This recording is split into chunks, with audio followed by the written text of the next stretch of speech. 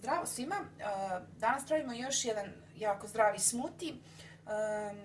Ovo je ono što, da kažem, jača gvožđe i preporučila bih ga zaista svim trudnicama.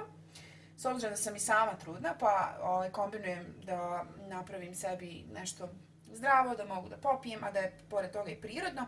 Ja ovdje imam jednu čašu grožđa, odnosno soka od grožđa, prirodnog soka od grožđa, tako da cijeđeno grožđe, ako možete kako da negdje nabavite, ne bi vam bilo loše to da pijete.